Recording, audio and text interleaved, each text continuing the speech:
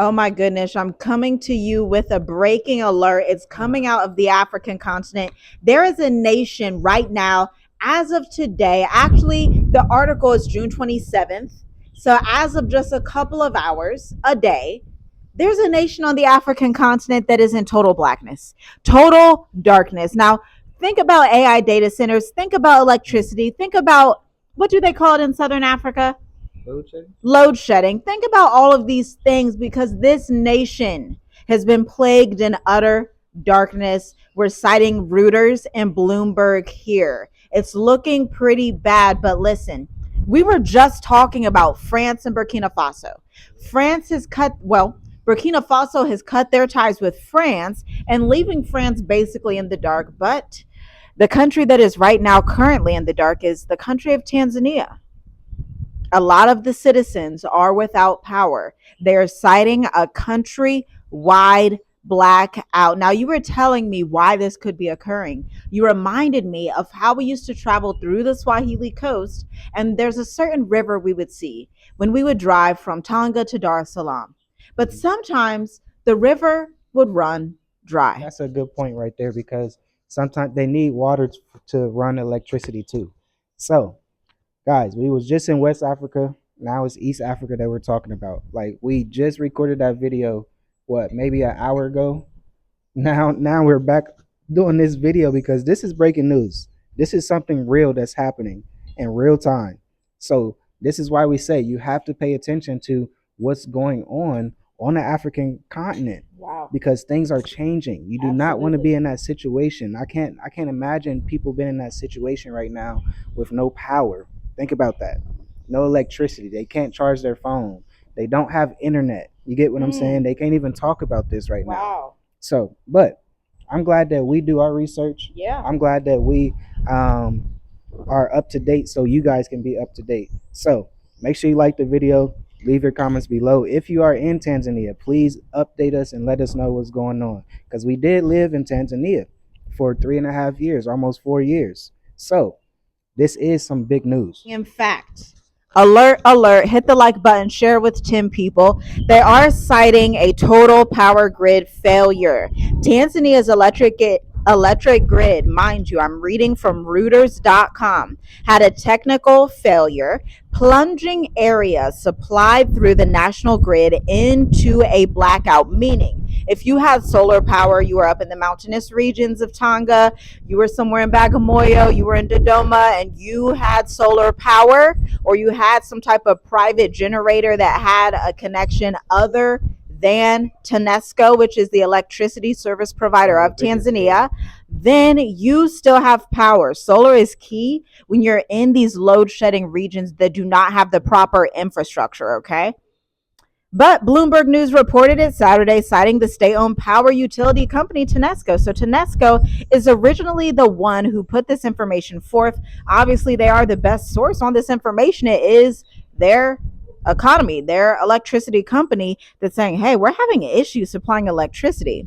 Now, Tanzania, which has installed capacity of 4,383 megawatts against a peak demand of 2,100 megawatts, faces frequent power cuts due to power grid glitches. So essentially, the demand is actually higher than what's available. Okay. Because Tanzania, to be quite honest with you, as a country, this is where we get into thinking about the mature adult intensive, thinking about our intelligence briefs, where we're breaking down population sizes of these countries, how much infrastructure these countries can supply for their people. Tanzania has about 64 million people. It could be up towards 66 million, honestly. That figure comes from a couple of years ago. Now, countries like Mauritius in Africa, 1 million people. Botswana, I believe, is 2 million people. Namibia, 2 or 3 million people. Be discerning to understand what your weaknesses are and your strategic global mobility index, okay? You want to make sure you are arriving in countries that can sustain you and your family, because if not, locals may side-eye you because it's like things aren't great in our country and you're coming here profiting off the country and things aren't that fabulous. For example, in Mauritius, Africa, there is free health care for the citizens. There are free benefits that they get that are kind of similar to what a lot of people in Europe get as European citizens, which gives you a local population of people that are okay with seeing foreigners, that are happy to see foreigners, that are not corrupt, and they're not feeling like you are a threat to them. You want to be careful about that because you have to understand and empathize with the local people to understand what they're going through and just speak to them and see, like, are things on the up and up? Is corruption getting worse? What's truly happening here? You want to understand that. You don't want to be see no evil, hear no evil, speak no you want to understand what's going on. That's very important. Like I like how you broke that down. That's something that people really have to pay attention to, right? Because yeah, we see it here in Mauritius. We see other Africans from other nations, from Rwanda, from Kenya, from Cameroon, from yeah, Nigeria, South Nigeria, Africa, Senegal, South Ghana. Africa. Yeah, I met so many African nations come here to Mauritius because they say that their country is going through a lot of things, and it's just so much better here on the island. Mm, So I know a lot of people when I say island, a lot of people that might rub a lot of people the wrong way. sure. But you have to be strategic. You Mm, have to. I like how you said that. It was so simple. It was so simple. Can the country sustain you? mm, That is something comfortably. very, yeah, very, very important. Because these countries like Tanzania, you're going to have a generator. That means that you're going to have to buy oil that's going to be high. That means that you're going to have to, have the water, like a filter water system. You get what Yeah. I'm saying? If it's not in your house, if you can't fix it inside your house to drink the water outside or out of the faucet, you're going to have to buy bottles of water and things like that, jugs of water and stuff like that. So this is why we say you have to know the information. Information is key. If you know this country is going through this, make sure you just look at other countries. Point blank period. Point blank period. And this is why we are here. So check the links in the description, guys. That is so correct because you have to keep up with the times they're changing. I mean, remember, the United Facts. States of America has just struck Iran once again. Iran is Oh. striking back, hitting Bahrain. And so you're going to feel it all over the world, but every different territory of the world feels it a little bit different. For us, the feeling is mitigated. So it doesn't impact us in Mauritius as much because we are in the Swahili Coast Indian Ocean Trade Corridor, where the investments, the gas, they're very diversified across India, China, Oman, potentially Nigeria coming up, potentially areas in East Mozambique, Africa yeah. doing their refineries, Mozambique. You Angola, want to yeah. pay attention because you need to be in a location that's diversified. You need to keep up with the African times, so to speak, and understand, hey, they're having electricity power outages that affect the entire country in East Africa. Maybe I should head south. Or, hey, in South Africa, they are literally just dragging people out of the country, Oh. beating them up. Like, look, don't be the person that walks in blind and then goes back to America and says, gosh, Africa is horrible. It's not horrible. The fact is that you just didn't strategize. You didn't see who has visa free access for Americans. You didn't really care about that. You didn't see where you can get a 10-year residency. You didn't think about that. You didn't care about who has free healthcare for their citizens and treats their citizens well and has the highest literacy rates. You didn't think about anti corruption. You didn't think about your strategic mobility index. You didn't consider those factors. You looked at YouTube, you saw what was popular in 2020, but guess what, friend? We are in 2026. We are going into 2030 here in a couple of years. And so, what was cool in 2020 is not cool in 2026. Why? Because things change quickly on planet Earth, but most definitely the continent of Africa. Now, some good other countries to look into: Cape Verde, fantastic. Rwanda, another great one.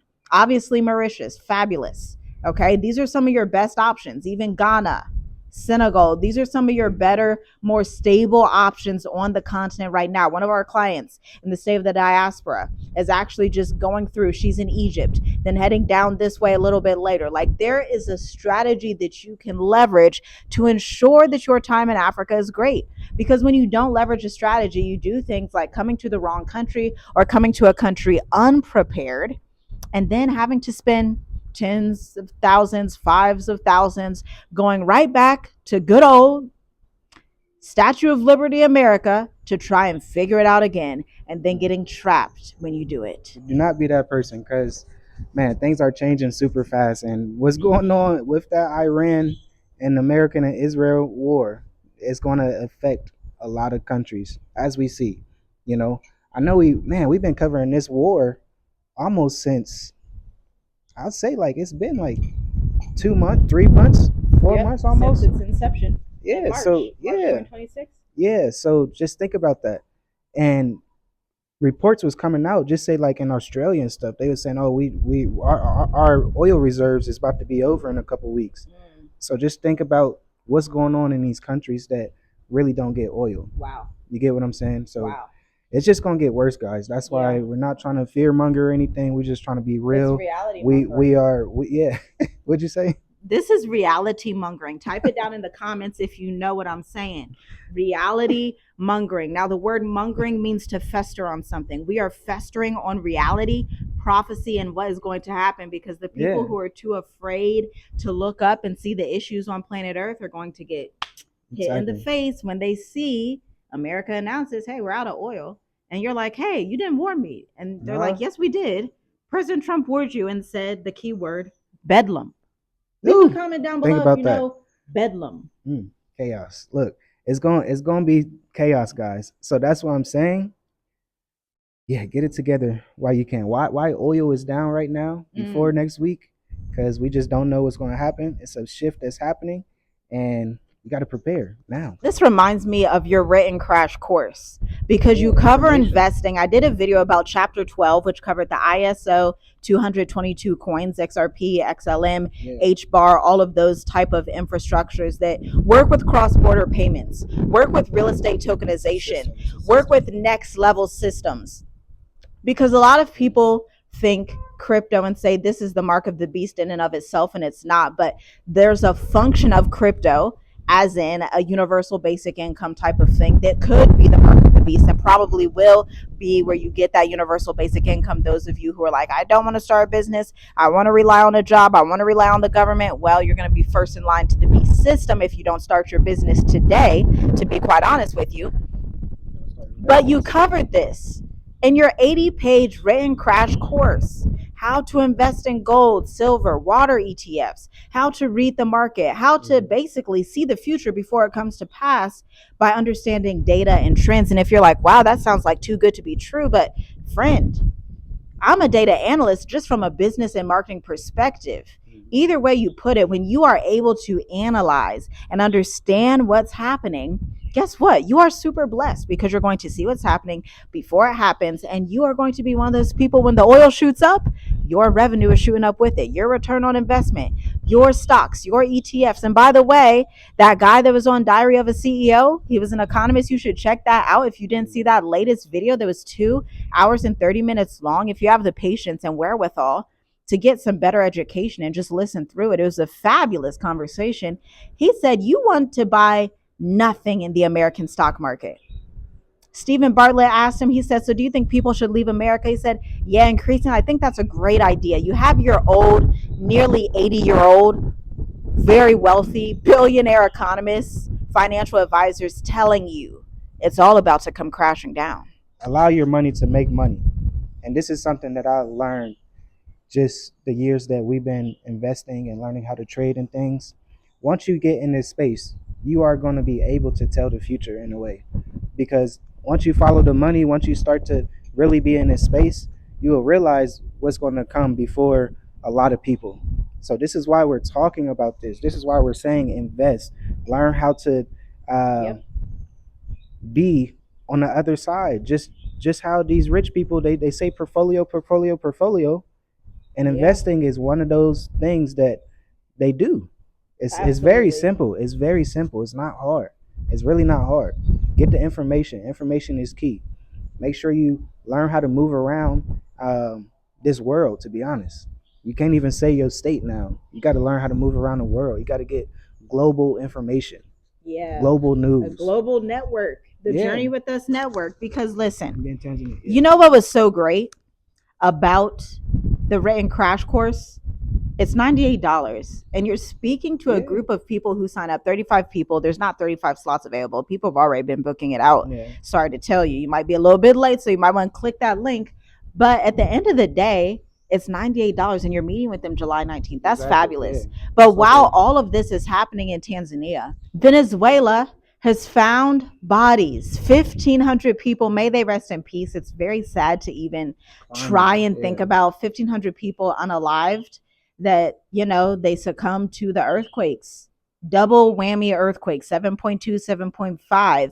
And then 50, how many? 51,000. 51,000 people that are still missing. Now, when we broke the news about the Venezuelan earthquake, they were saying, hey, it's going to take about 10,000 lives, but it could exceed that number very quickly. It was just too much going on with those double earthquakes hitting real close to a 9 on the Richter scale. Very sad situation, very much a situation where people are in Central America right now reconsidering Panama, Venezuela, all of these areas down there, saying, hey, do I really want to be in those areas? Or do I want to go somewhere like Southern Africa that isn't having that issue with their earth, right? Because Venezuela is in the ring of fire, right?